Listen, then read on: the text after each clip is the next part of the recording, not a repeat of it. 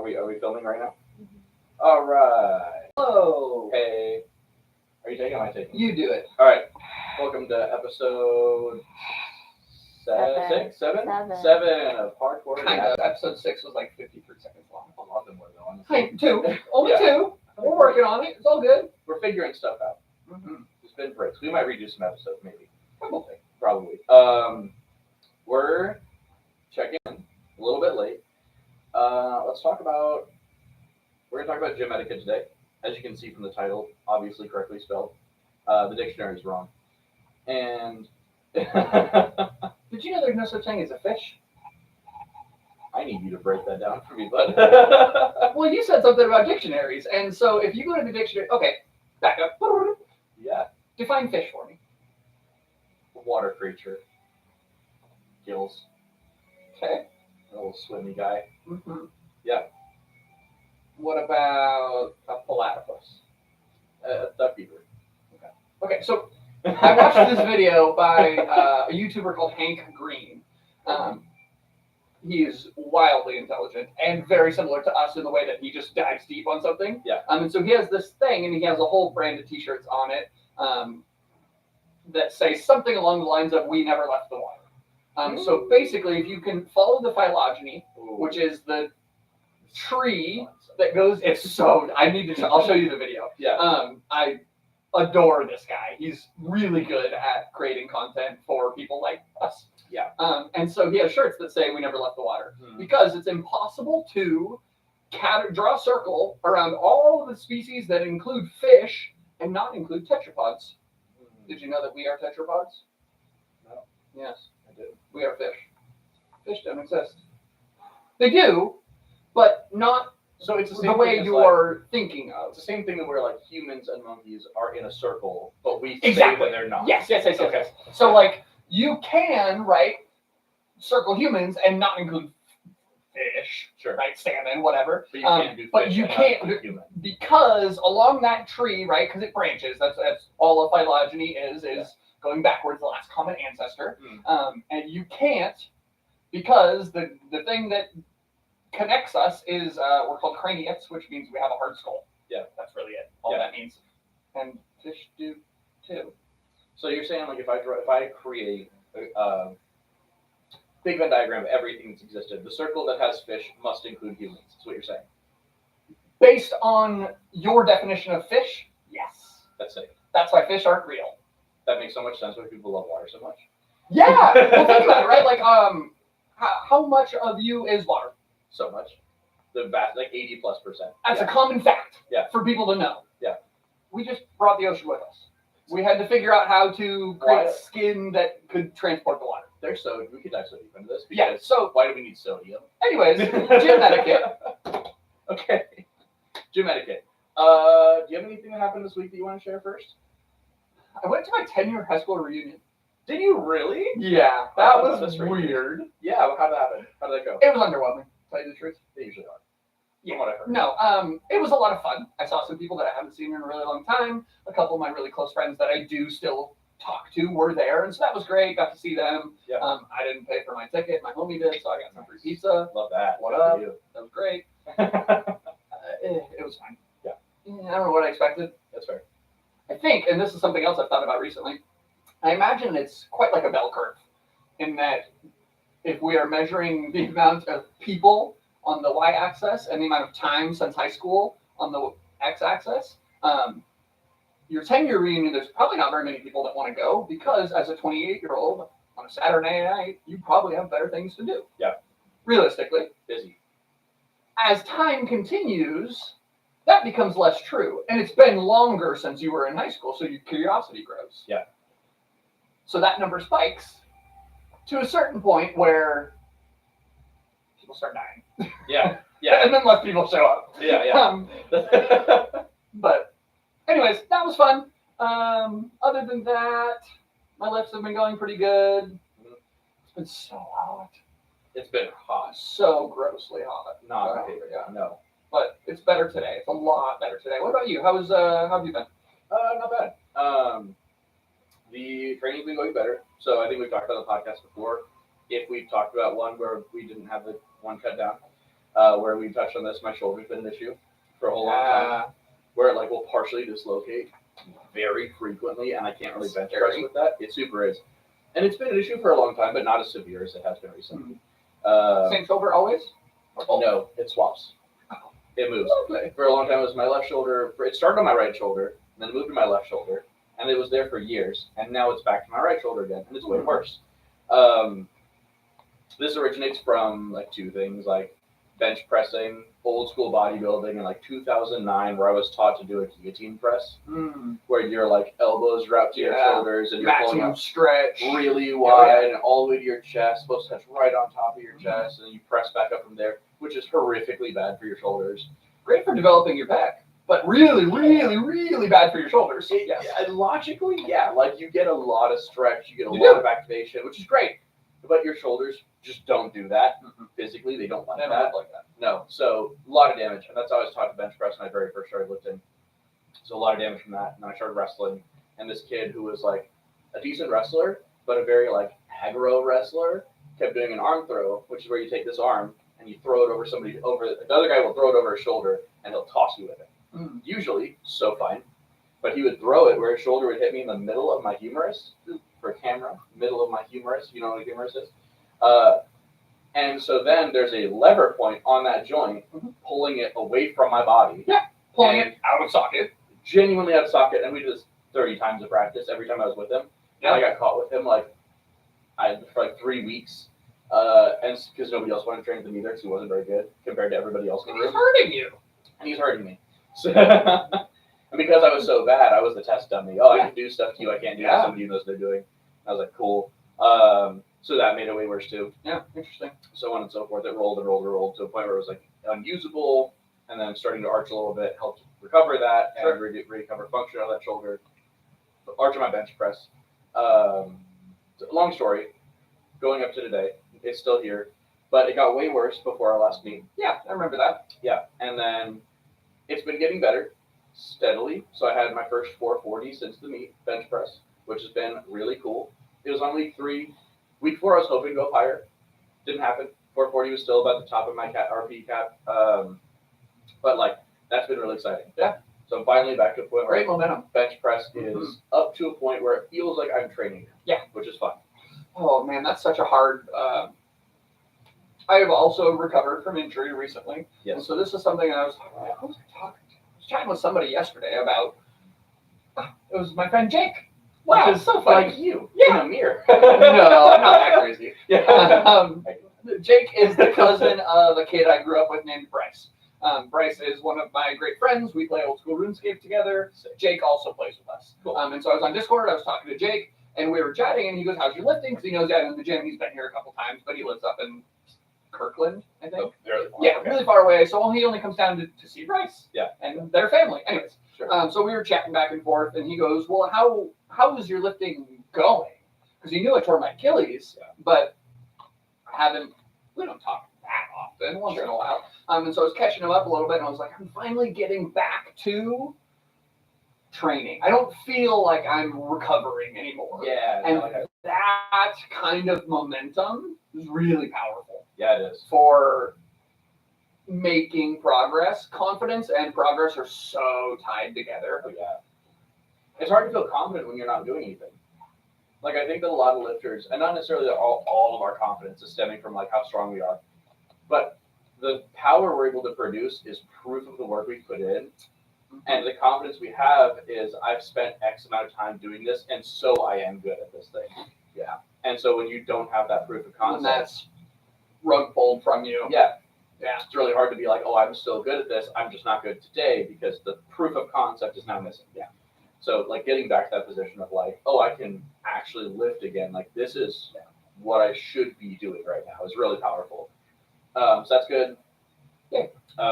We had Colton Engelbrecht pull in straps 500 kilos on platform a couple days ago, which is crazy. Did you hear about this guy?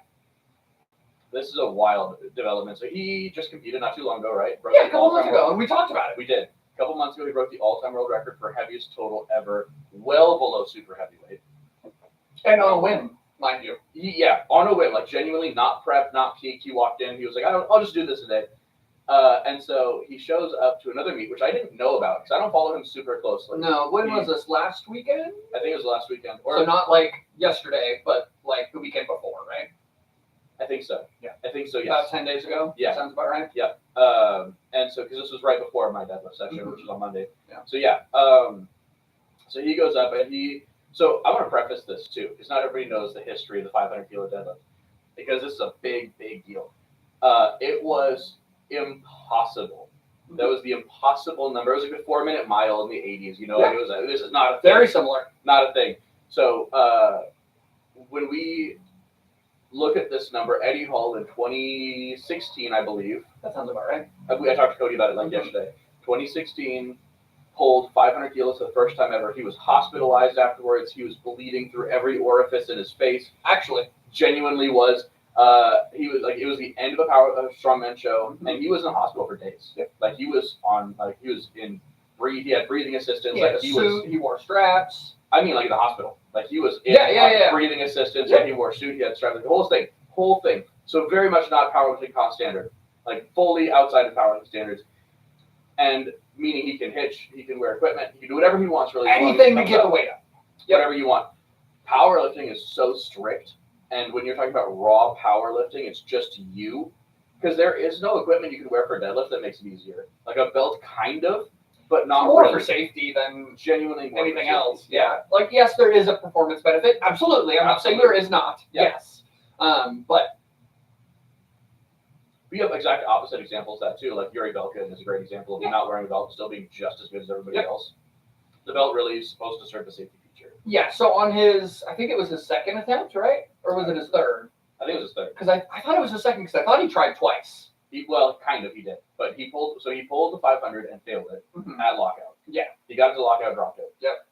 And the meet director, I guess, and I heard about this, I did not look super deep into it. Yeah, I heard about this.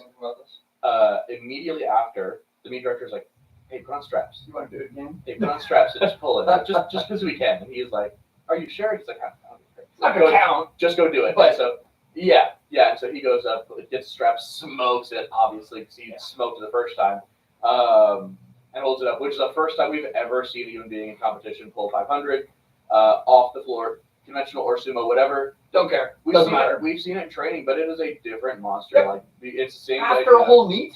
After a whole meet is crazy.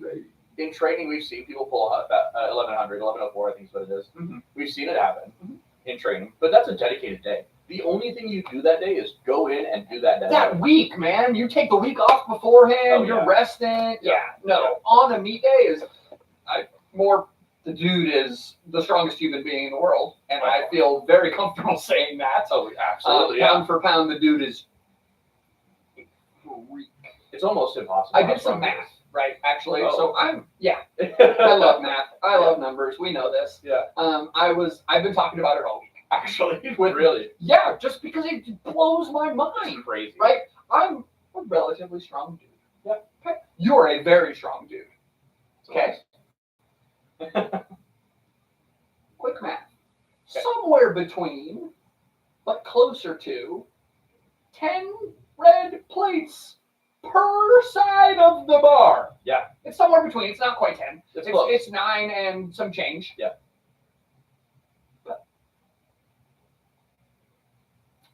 Yeah. I do a heavy pull for me is 4 on each side. Yeah. And I'm a relatively I don't think I'm a greatly strong dude, but I'm stronger than most people in the world, right? Like realistically. And this guy is doing more than double. Yeah. I cannot wrap my brain around this. It's really hard to understand how strong he is. Yeah. He also the thing for me that's so mind-boggling about Colton is he kind of came out of nowhere.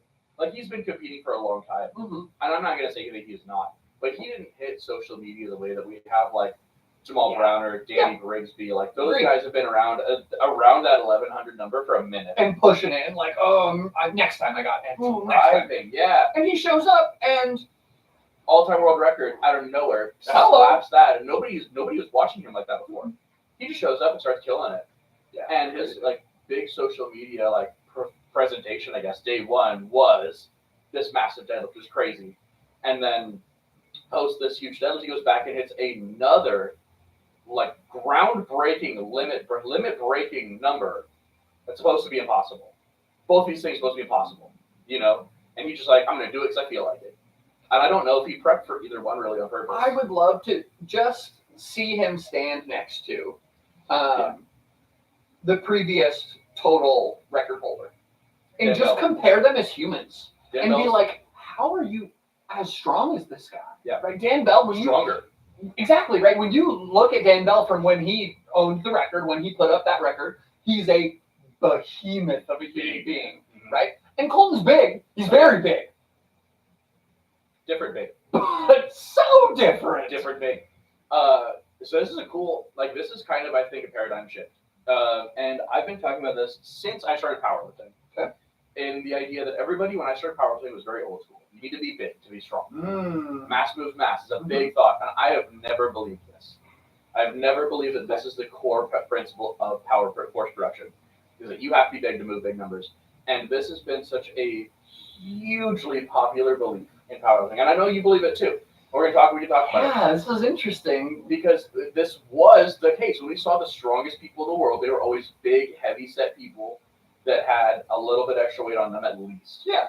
And other than Stan Efferding, which is a standalone example, we haven't really had proof that that's not true. But now, not only does every person who dominates a weight class usually sit pretty lean when they compete, Definitely. the strongest person that exists is pretty lean. Yes. So you could go to bodybuilding in like 3 months. Yeah, that transition wouldn't be that long. No, right? Like, you go very quickly. He's definitely would need to change, like, blah, blah, blah, blah. Not the point. The point is, for a Dan Bell to go into power, it would be like, okay, I'll see you in 2 years. Yeah. Right? Like, let me recomp my entire body, retrain a bunch of things, blah, blah, blah. So much time. Colton is just a big, strong gym bro, and he looks good. And so this kind of fits into, like, his mechanics are great. His leverages are great. His training is great. So, like, all these other things that matter, in my opinion, have always mattered more, in my opinion. Sure. He's killing it. He's not overfeeding himself. He's not super huge. Like, he's not a gigantic guy. But he is now proving that the strongest person on the planet does not need to be the biggest guy on the planet either. And I think that's a really cool shift because for me, when I started getting in, it was the bigger guys usually winning. And I think there's a correlation there. I think you would agree with this in that it's easier to move a bigger raw number if you weigh more. Okay. But often we measure strength, right? Have you ever heard if you can bench twice your body weight, you're a really good bencher? Oh, yeah. Right? I love the body weight relation way more than just the raw number. Yeah. For that reason. Absolutely. Because I agree with you. There is if you weigh 300 pounds, it's way easier for you to bench body weight. Yep. At 300 pounds, right? Like, than somebody I have a friend that lives in Arizona, shout out Ben, who benched 300 for the first time not too long ago. Yeah. But he's like 5'4". Oh. And like on a good, when he's been bulking, heavy day, like 180, 185. That's really impressive. It is really impressive. That's really right. impressive. But if Tim walks in, shout out Tim, TNR Appliance, my guy. Yeah. Sponsoring our meet in October. Good, I love I know. that. Yeah, I love Tim. If he walks in and benches 300, that's less than his body weight. Tim's a big guy, right? And so that's way less impressive. It's the same number. Yeah. Why is it less impressive? Because you're using less to do the same. 100%. And I think I tend to agree with you that mass doesn't move mass. On a physics scale, it does, but we are not implementing the idea that the body is a mechanical system if we're using that formula. Yeah, we care way more about the ratio, the relative amount of weight lifted. Yeah, matters so much more. Right now, it does, because DOTS is the old school ideology, big equals stronger. Yeah. Kind of worked because there was no DOTS. There was no really like weight classes. The guy that won was the guy that lifted the most weight. Yeah. That was the end of the story. Big number good. Yeah, that was the end of the story. So if I weigh 400 pounds, but I'm winning, cool. Oh, well. I don't really care because I'm winning the meet. Give me that gold medal. Give me the medal. And now we have weight classes that actually are competitive. We have federations that are competing per weight class. We have prizes per weight class in some federations and some meets. And DOTS is the winner. Yeah. So now it does matter what you weigh and how much you lift. And this is a big thing with people. We've heard of for years. The heavyweights are getting screwed on this. Well, yeah. Like, of course you are. You're a bigger The person. lighter guys have been getting screwed for all of existence, right? The rest of the time. Yeah. And oh, sorry, dude. yeah, and so like it's not a leveling out. It's not a like tipping the scales back over the other way thing. Mm-hmm. It's now it is level, and so you guys had an advantage. Now you don't. Yeah. So you have to compete on the same scale as everybody else. And for the people who have already been competing for a long time, that sucks. Sure. You know, like guys like Sean Doyle that we competed with. Yeah. That sucks for him. He's a gigantic guy. He grew up with the old school model of like everybody had to be a big strong guy to show up at all. You know. But like if you're coming in this era, it's kind of optimistic. I can be 165 and win these big meets. I can be 181 and win these I big think meets. Kai's a great example of somebody that is not big, but is very strong. That's right? an example, yeah. Yeah. And it's kind of like, that's what I wanted when I started powerlifting. Sure. I don't want to be a big, heavy, gigantic guy. I want to be decently in shape and really strong. Yeah. And so for me, like I think for the general populace, the benefit of having an example like Colton Engelbrecht I love that. is huge because it's I going to agree. draw people. I can be that. I can look like him and still be the best. That's amazing. I think if you describe yourself, if you are a self-described athlete, you should look like one. Yeah, that's a tenet that I've really taken to lately. I don't remember who said that. Some social media person. Good job. Good quote. Whatever you said, whoever you are, you Yeah. did great. But I totally agree. I think it was Gorilla Diesel. Was that guy's name? That's Austin? great. Yeah, no.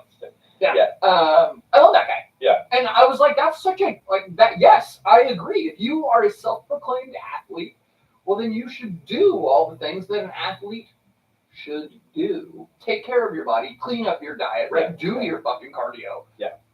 I've been doing cardio. Have I told you that? You didn't tell me Really this. proud That of was myself. important. But It is. It's so important. Yeah. I can feel that I need it.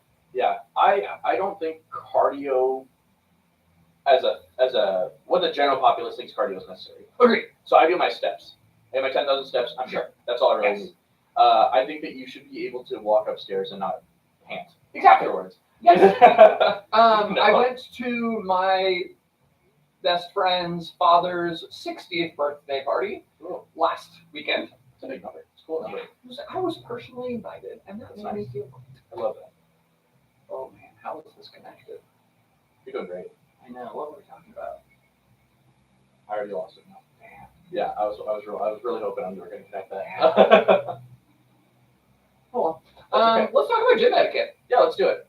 So it's kind of an interesting topic because I think a lot of people, for this gym specifically, we're in a powerlifting gym. And actually what prompted this was we had somebody come in, drop by, who wanted to tour the gym. And who was from like functional fitness and like commercial gyms. And I came in, they're like looking around, they have wide doe eyes, like, oh, this is a lot. And it is, right? Like powerlifting gyms from really anything else, big difference. Mm-hmm. We have loud music, we have like everybody's got their own radio, so you might hear like blaring EDM with a bass, it's like shaking walls at one moment, and there might be classical music the next if I'm bench pressing. Yeah. Yeah. And there might be the guy in the corner foaming at the mouth, getting ready to deadlift. Yeah, like he's taking 16 hits of ammonia, and he's like grunting like an animal. I don't want to be around that right now.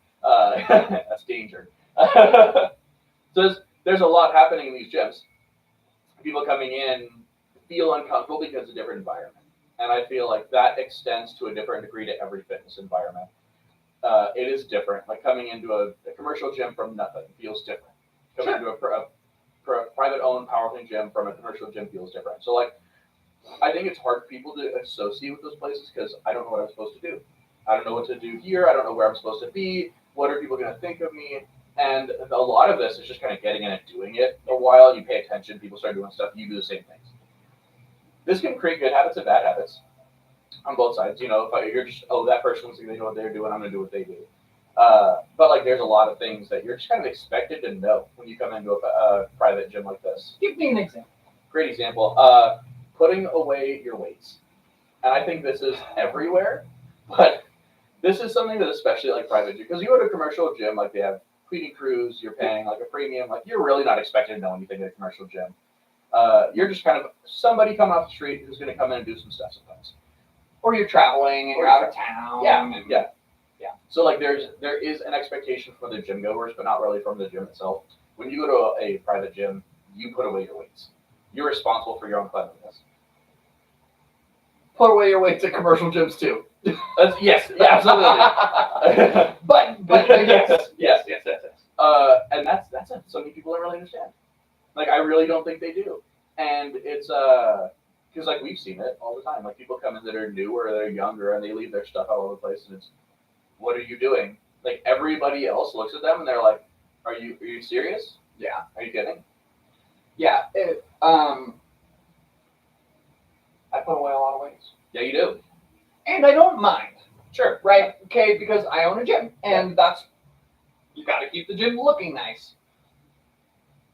And people make mistakes. People forget. I forget things. Sure. Absolutely. All the time. Yeah. So I understand. Yeah. When it's consistent. If the difference, right? And for me, this is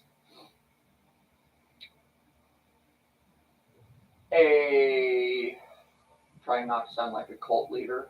Do it. Jim Jones, let's get it. Jim Jones. No, this is like one of my home away from homes. Yeah. And I really want other people that come to my gym to feel that way. And like, hey, it's like a playground. I'm coming to get my energy out and maybe socialize a little and whatever. Like, that's the purpose of the gym for me. Yeah. Right. And I want other people to feel that way too. So it's like, if you come over and you walk in the door and you kick your shoes off and they're in the middle of my floor, and then you're like, can I get some water? And I'm like, oh, I'll help you, right? Or there's a cup and you grab it and you drink some water and then you splash it on the floor